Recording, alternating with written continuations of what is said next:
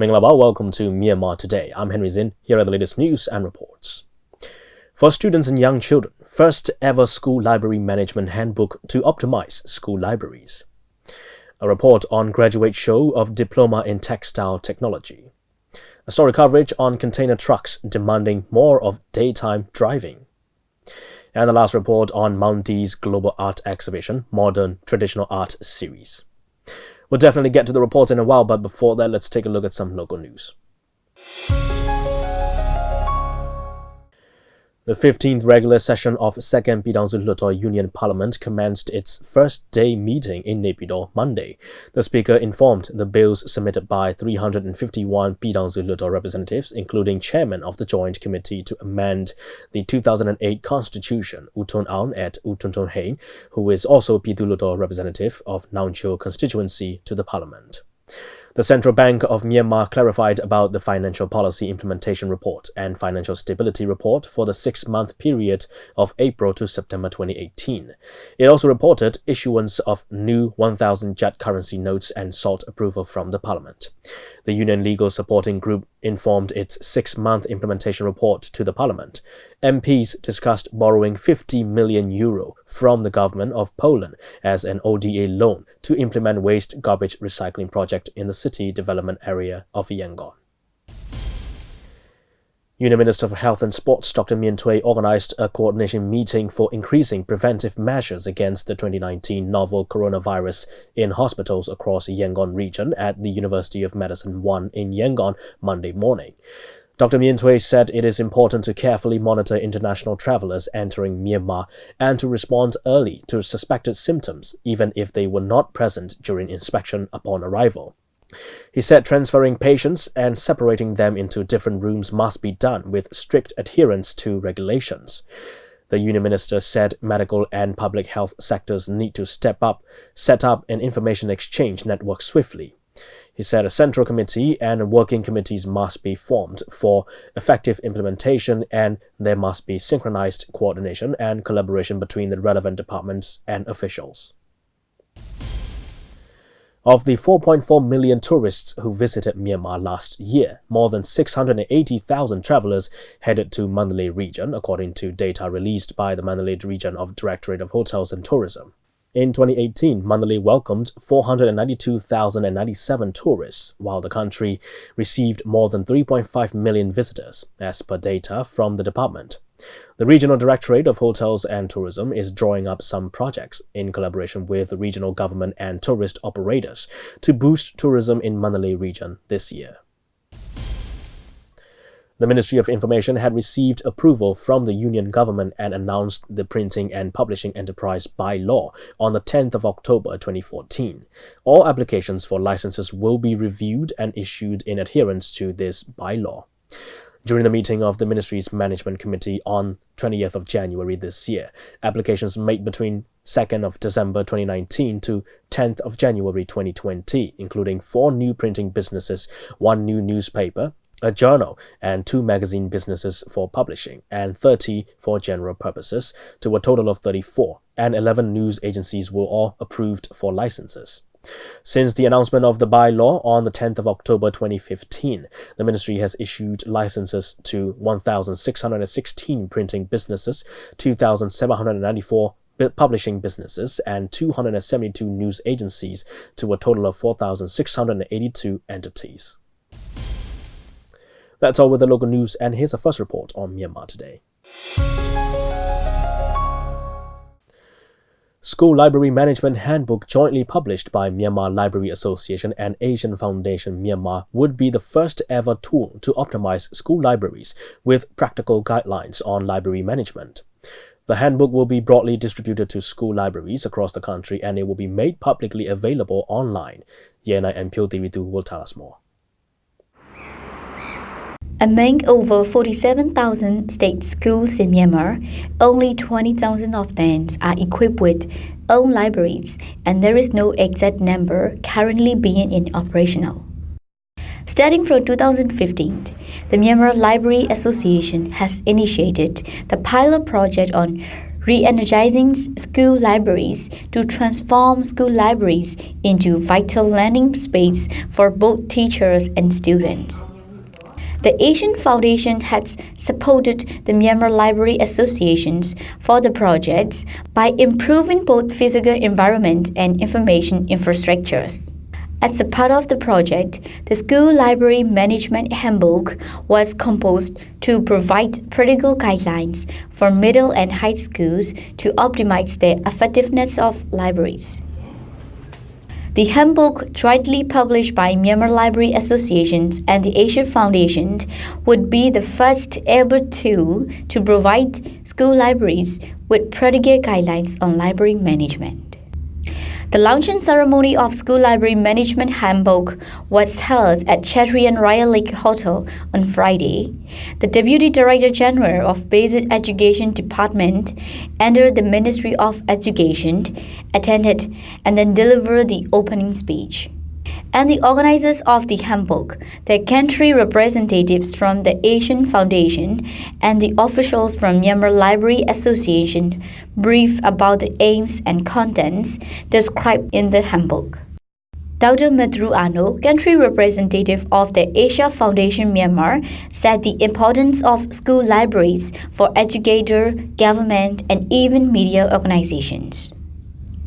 Dr. Madru Ano, country representative, Asia Foundation Myanmar, said that the Asia Foundation sees this need as a critical need for librarians and educators and decided to support for this important handbook to be publicly available in Myanmar.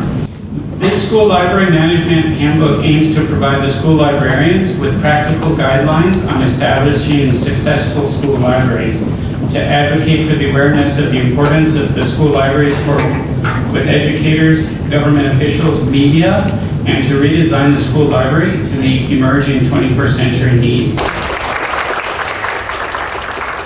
The ceremony conducted a panel discussion on impact of school libraries on the achievements of students by the library experts and the librarians from government state schools.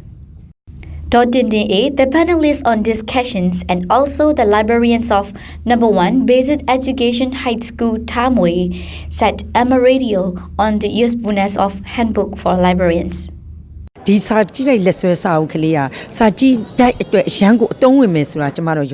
handbook would be very useful for us. We don't know how to systematically arrange the books and its collection in libraries and how to display the books with their respective classifications. We are not proficient enough in library management. Not every educator can attend the library management course, but now we can make reference to this handbook for our libraries. I believe this handbook could bring much usefulness for us.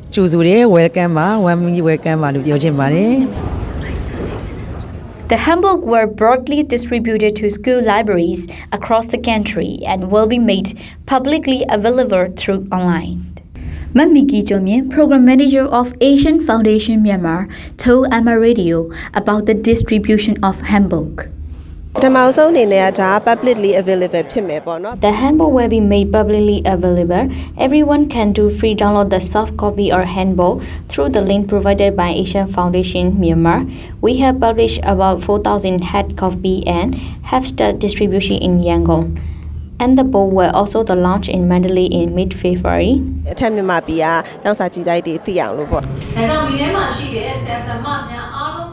In comparison with the numbers of school libraries in Myanmar, the publications won't be sufficient yet, but the follow-up publications and others library projects will be initiated.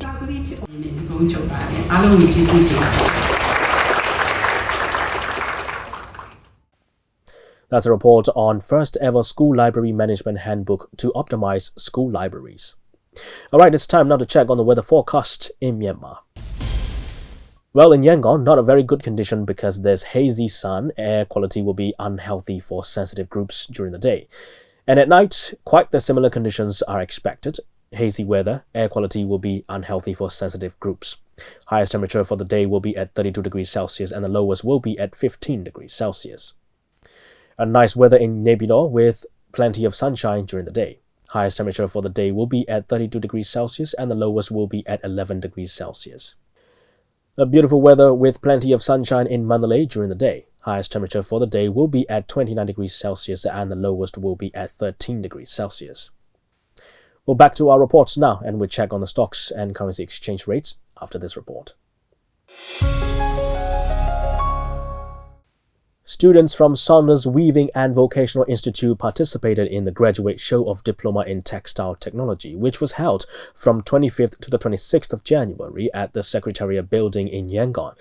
The exhibition is part of the project called Lekatan, Sound of Weaving, which is jointly organized by British Council in Myanmar and the Swiss Agency for Development and Cooperation, with the support of Small Scale Industries Department. Dora Zin reports. The exhibition of the final products by the students of the Diploma in Textile Technology from Saunders Weaving and Vocational Institute took place from 25th to 26th at the Secretariat Building in Yangon. This is a part of the series of the exhibitions of Lekatan, Sound of Weaving project, which is jointly presented by British Council in Myanmar and the Swiss Agency for Development and Cooperation, and which is supported by the Small Scale Industry Department. 6 groups of students showcased their projects and explained their inspirations and techniques to the visitors. The purpose of our institute is not only to teach the theories to the students, but also to introduce them to the real world of business. By organizing the exhibition in Yangon, business persons who are interested in traditional weaving industry will come and observe. Then the students will have more contact in further business expansion. Our citizens love to wear the traditional costumes, so weaving industry needs to produce the clothes for a large number of citizens. Therefore, I would say that weaving has the largest market in small-scale industry in our country. We have to take account of the importance of making the weaving industry improve. British Council has brought the experts from UK and they have assisted in teaching and exhibiting.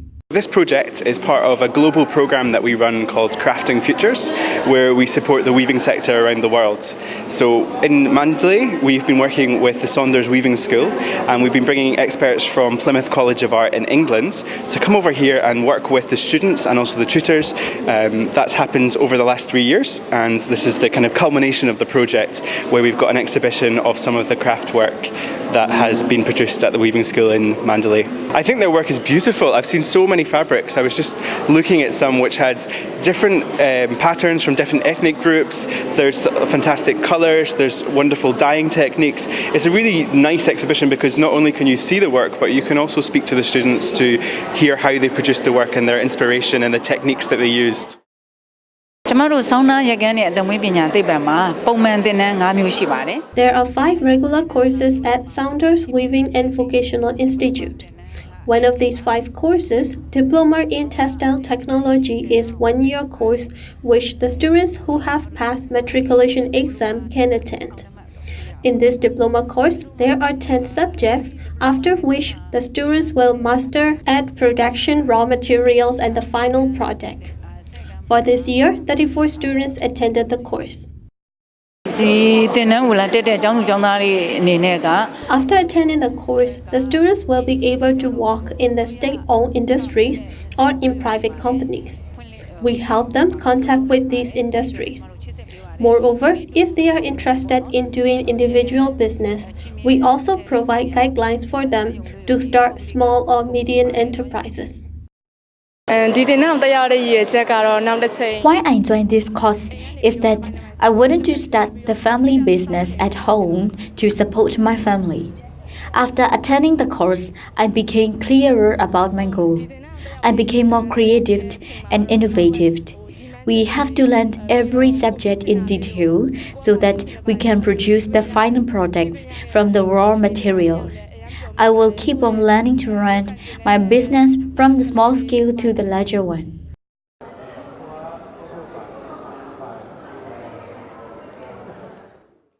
In this 1-year diploma course, theory and practical are practiced during the first first 6 months, and in the next 6 months, the students have to create their own products with creation and innovation.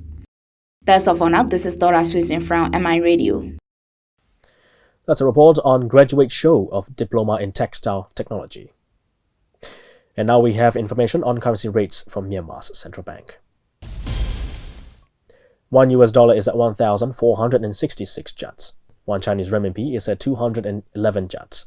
1 euro is at 1,617 kyats. 1 pound sterling is at 1,917 kyats. 1 Singapore dollar is at 1,082 kyats. 1 Malaysian ringgit is at 360 kyats. 1 Thai baht is at 47 kyats, and the Indian rupee is at 20 kyats. Gold is trading at $1,580. Silver is at $18. And Brent crude oil is at $52. On the Yangon Stock Exchange, FMI went up 500 and it's at 11,500. MTSH is at 3,900. MCB remains at 8,100. FPB is at 23,000. TMH dropped 50 and it's at 2,850. You're with MI Radio's Myanmar Today. You can log on to our website at miradio.com.mm and catch other great programs of MI Radio on the website. We're also running on 96.1 FM in Yangon, 96.5 in Mandalay, and 96.7 in Naypyidaw.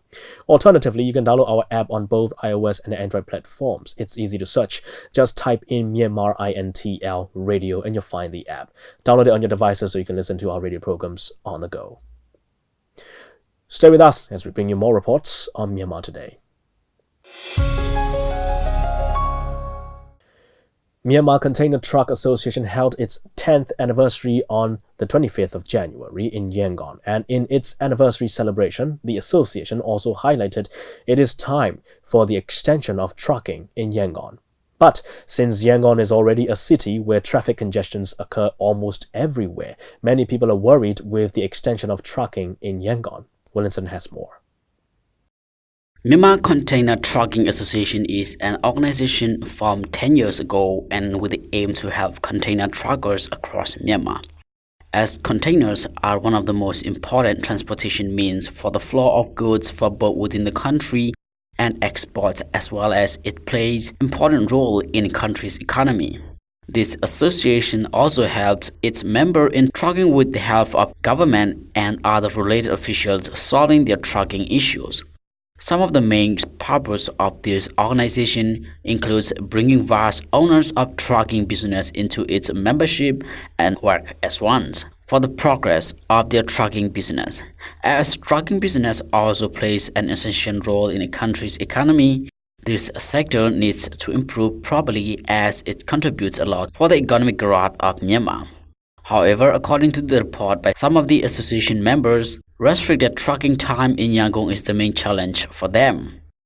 Yangon regional government has restricted trucking time inside Yangon with the effort to tackle congestion, but the trucking business persons want more driving time than its allowed time.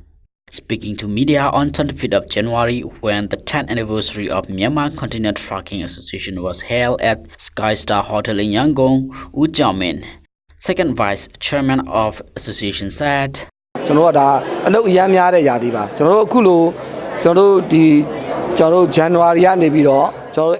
As now is the peak season for trucking business in Myanmar, we are in a hurry to keep up government-restricted trucking time from 8 p.m. to 6 a.m. In the eastern part of Yangon, we are allowed to do trucking from 11 a.m. to 3 p.m. and limited. But our main challenge now is we are restricted in trucking in the western part of Yangon using Ghana Road for accessing to Saintaya and Tripita industrial zones. Only for the eastern parts of Yangon we can have trucking access in scheduled daytime, but we are also given limited access for the west part time to time as well with the collaboration of traffic police. However, we still face challenges in trucking at daytime, especially when the trucks return from those industrial zones to their designated locations. As the truck drivers have to finish their work within 2 hours in the evening from 6 p.m. to 8 p.m., we have several consequences, both good and bad. Sometimes the road is being blocked, accidents occur, and other unwanted issues. Therefore, we have been calling for regional government to grant us the permission to do trucking in daytime like in the eastern part of Yangon. So far, there are 81 membership gates and 532 members, along with a total of more than 2,400 trucks in the association, and the association is also looking forward to attracting more of its new members for the betterment of the association as well as for the good of goods flow in the country. As Yangon is already a city with lots of traffic jam every day and daily commuters have to spend hours in gridlock. Why does this association want to increase trucking hours in daytime inside? Speaking on this matter, Uzo Nantun, a member of the association, also said,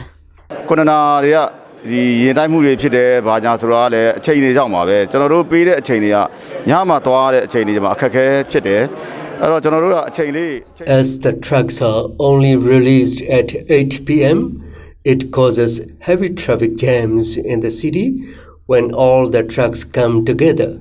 That's why we have been requesting the timing to be a bit earlier so that we can avoid traffic jam at certain level which is caused by these trucks. We understand that we cannot drive trucks during rush hours in the morning and evening, but we are not asking for trucking time during these rush hours, but we only want to run the trucks during noontime because these trucks also play an important role in the economic growth of our nation and the flow of goods across the nation. We understand that extending the trucking time can make traffic jam worse, but we cannot ignore the contribution of all these trucks as well. According to the report by some of the members of Myanmar Container Trucking Association, it has been more than a year since the regional government was first requested to extend trucking time inside Yangon City, but till now the association is yet to get trucking extension. This is William San for MI Radio. That's a report on container trucks demanding more of daytime driving. And here's the last report on Maung's Global Art Exhibition, Modern Traditional Art Series. Zoji has always been part of Myanmar's folk tales and traditions. He has played one of the most important roles as a mascot in most of Myanmar traditional dances, songs, other arts that help shape Myanmar's culture today. In this first exhibition of the year for Maung's Global Art Exhibition, Modern Traditional Art Series, an ongoing series in which he portrays the traditional arts and blend it with modern techniques, we can see Zoji in the way that Maung thinks of it as. David Tanner has the details. Combining the parts of the Myanmar's traditional arts and today's modern artistic color schemes and stroke have always been the passion for artist Maung. As this exhibition is a part of his modern traditional art series, he showcases his art through the work of Zoji. Artist Maung explains to MI Radio the detail of the exhibition. Zoji has always been a part of our Myanmar's folk tales and traditions. Love him or hate him, he has played one of the important roles as a mascot in most of our Myanmar traditional dances, songs, and other arts that help shape our Myanmar's culture today. As Zoji is a really vague form of being, we don't really know if he's real or not. But I have seen statues on Shwedagon Pagoda, as if they are protecting the Buddha images. With all those experiences and vague deja vu about Zoji in my mind, I decided to add this artwork of mine in my modern traditional art series.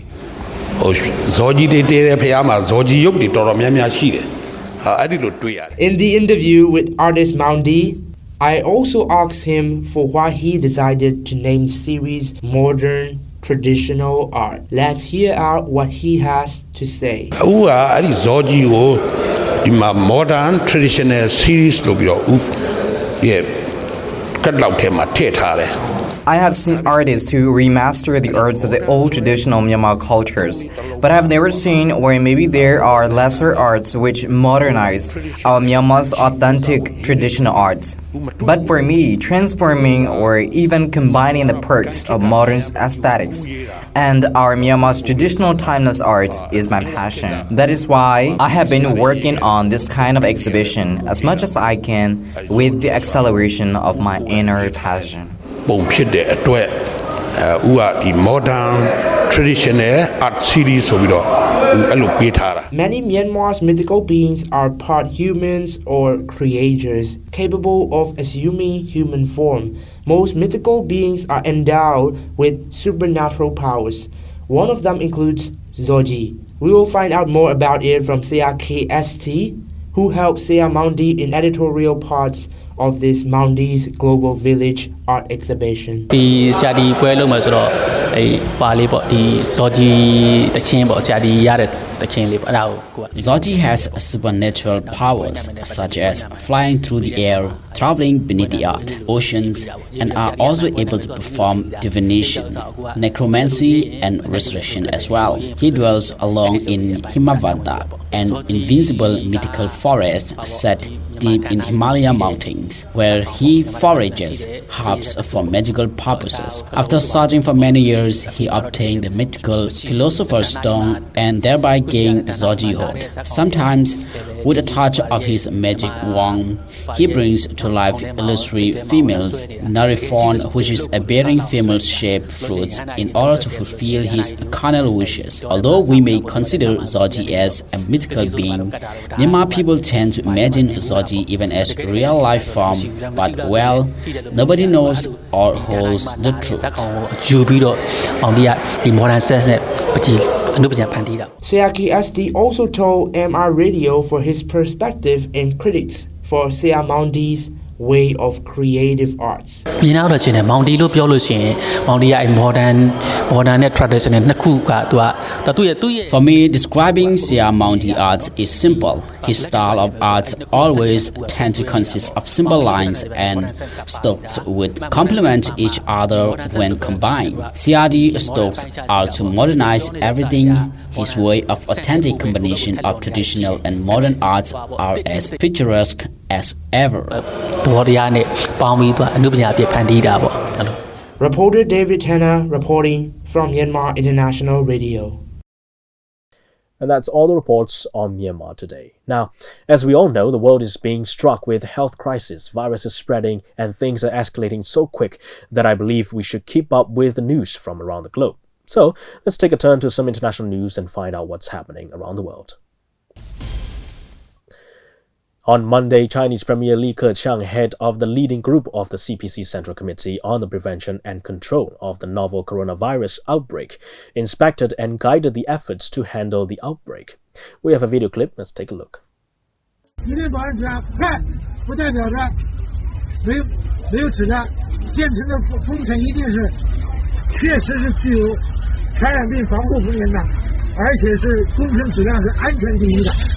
能做到吗？能。健康守护好生命，因为你们做的就是全力以赴挽救生命、保护健康的工作。全国人民都要看着你们，你们刚才举起拳头和加油，就表示什么？我一定会努力的。你们在努力的同时，我们等待着你们的好消息。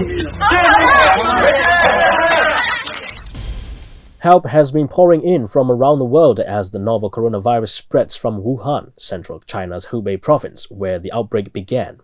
UN Secretary-General Antonio Guterres on Monday said the UN appreciates China's efforts in battling the novel coronavirus outbreak and has full confidence in its ability in controlling it, adding that the UN stands ready to provide support and assistance.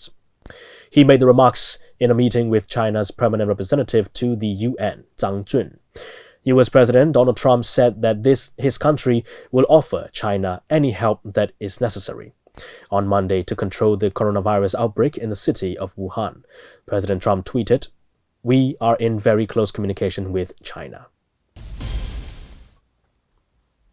In other news, Plastic pollution has become one of the world's most pressing environmental issues. Many governments are passing laws to deal with the accumulating waste. In Mexico, the capital city is trying to lead by example, as CGTN's Alistair Beverstock explains. Starting this year, single-use plastic bags are banned in Mexico City, and those who fail to comply will be fined. This city, with its millions of people, discards tons of single-use plastic on a daily basis, with each resident estimated to go through 650 plastic bags annually. The plastic bag ban was led by Mayor Claudia Sheinbaum following her first year in office. Our goal is to significantly reduce the amount of solid waste which ultimately ends up in other states. It has an environmental impact, but also requires large amounts of money to transport the trash away from Mexico City. Well, that's a wrap, and thanks for joining me on Myanmar Today. I'm Henry Zin. Have a good day, everyone, and I'll see you again tomorrow. Goodbye now.